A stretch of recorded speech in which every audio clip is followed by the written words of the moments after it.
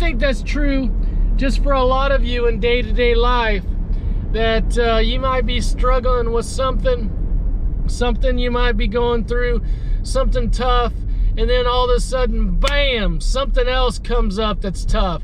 And then bam, something else that comes up that's tough. And then bam, something else that comes up and tough. And you're like, can I just catch a break? Can I just catch a break?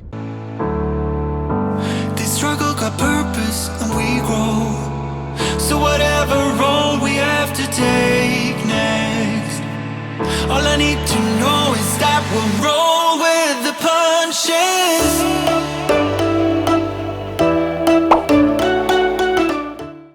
All right, fam, we're back for another day of life, back for another day of daily. So blessed, y'all, so blessed to spend another day with you, just talking about life and putting mental health out in this world, y'all. And today, for a lot of us Chiefs fam, is a tough day. Today is a tough day because our team just didn't do what we hoped they would do. And our hearts are crushed, our spirits are low. We're just questioning, now what's next? What's next in life? So many of us lived our fall and winter through just this kind of fun, fantastic time the Chiefs were in, this era they were in, this three-peat era, and now everything's been deflated, and we're like, okay, what now? So we're going to talk about that today on today's daily, and we're going to just talk about when you are just down and out. You're just hit that place emotionally and physically where you just want to be in the bed, you want to close the curtains, you want to put the phone on silent, you just want to shut the world out.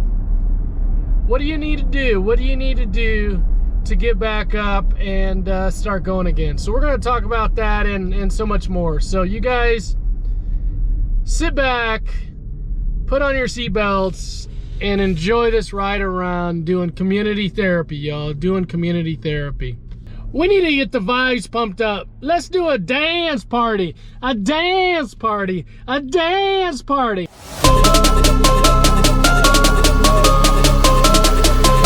Who the hell can stop me? Go! Alright, fam. Today, let's get into it today. I apologize if my tone and just my demeanor is down today. I wear my heart on my sleeve, my emotions. I'm just an emotionally sensitive person, so hey, when things are good, things are good. And when things are not so good, things are not so good. And I know so many of you out there are like that you're emotionally sensitive, and you're feeling it today, y'all. You're feeling it. We are collectively feeling it. And so I want to talk about today, when things are difficult, when things are challenging. You know, here's the thing about the Super Bowl. The Super Bowl loss is devastating for a lot of us. It's difficult, it's challenging emotionally. And yeah, sure, Randy, yeah, just talk about it. It's a game, it's just a game. Yeah, I got that. And some of you are like, it's still, I feel more of it. I feel more of it than just a game. And for some of you, for a lot of us, we've got our own struggles in life. We got our own things. And then you put on top a big loss by our favorite team, especially in the Super Bowl. And those day-to-day life stressors seem just to have been compounded by this loss. And I think that's true just for a lot of you in day-to-day life, that you might be struggling with something you might be going through, something tough, and then all of a sudden, bam, something else comes up that's tough. And then bam, something else that comes up it's tough. And then bam, something else that comes up and tough. And you're like, can I just catch a break? Can I just catch a break? And sometimes it's just overwhelming and too much. And so I think today what we have to remember, and I tweeted this out earlier this morning, today we have to put our priorities over our emotions. We have to know that there's certain things today that we just have to do. You have to go to school, you have to go to work, you have to eat, you have to sleep. You know, there's certain things. You got to take care of your kids, you got to do your homework. No matter how you feel, you're going to have to put those emotions aside. You're going to have to put those emotions aside and just do the things that you got to do in life. That's the responsible thing to do. That's the emotionally mature thing to do. Is that sometimes, or all the time, when you're in the dumps, where you're down, you still got to take care of those basics. You got to take care of those priorities. Now, here's the thing. I talk to people about, after you get those basics done, after you do your work, after you go to school, after you do all that, be self-aware. And if you just got to take, several hours, 3-4 hours, just be in the bed, hey, that's what you got to do. Maybe you just need a downshift for the next couple of days. Take care of your priorities. All right, after those are taken care of, if you need some time to grieve, if you need some time to mourn, if you need some time to be sad, I'm not this toxic positivity guy that's just like, oh, life's gonna have to just be grand and things are gonna just be great no matter what. No, that's not me. I've lived life, and I've lived a hard life, and I know what it's like. I know what it's like to be kicked down and keep getting kicked down, and then you still have to do life. So here's the thing. Take care of your priorities. Do those things that you just absolutely have to do. And then if you just need that downtime for the next couple days, if you just need to not work out, if you just need to have some time for yourself, and maybe you just don't go out with your friends on that dinner date, whatever it would be, that's fine. Just take care of your priorities, all right? Take care of your priorities first. And then hopefully in the next several days, you'll emotionally rebound, and then you'll get back to all the other stuff in life, all right? All right, be mindful, y'all. Be mindful. Don't let this loss really interfere in your life where you start slipping in just day-to-day life. Don't let that happen. Don't let that happen. All right, I think that's enough of this Super Bowl loss stuff. Let's talk about other things. Let's get on to other parts of life, y'all.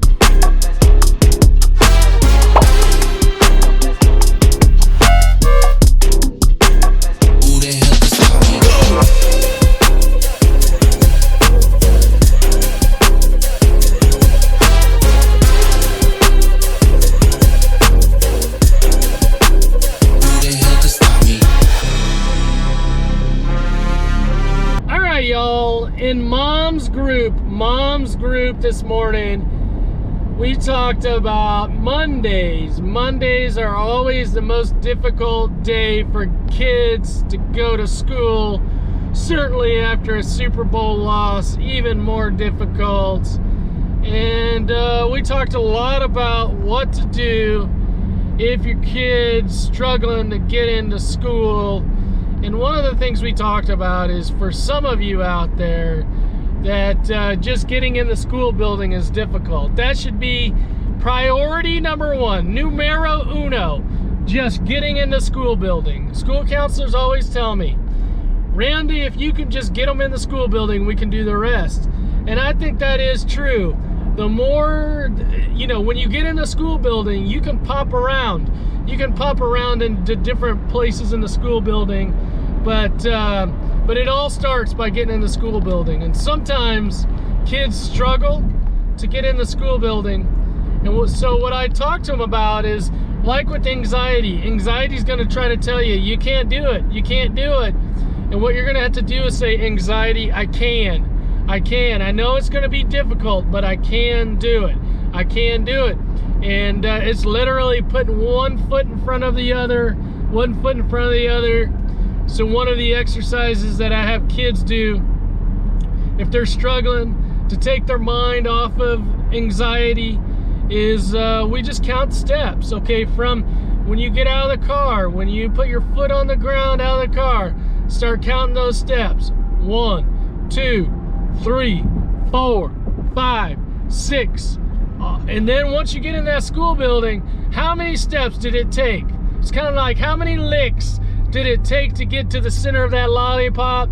How many steps did it take to go from your car inside the school building? And then once you get inside the school building, you just let your office staff, you let the people that really care about you take over from there. All right, but count those steps. Count those steps. That sometimes is a way to get kids in the school building. Now, here's the thing: if kids don't want to get in the school building, if they don't want to, then they're gonna take over, and they're gonna be like, nope, nope, nope.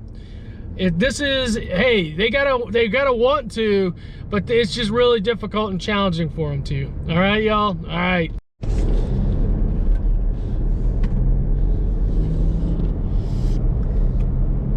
All right, y'all. I'll let you decide, but I just want to let you know I'm just not feeling it today, y'all. I'm not feeling it today. So if you're just thinking this today's daily is not just happening, it's not hitting right, it's not hitting right, I get it, y'all. I get it. Today's a down day for me. Just I'm not feeling it myself. So some days you got it, some days you don't, y'all. Some days you got it, some days you don't.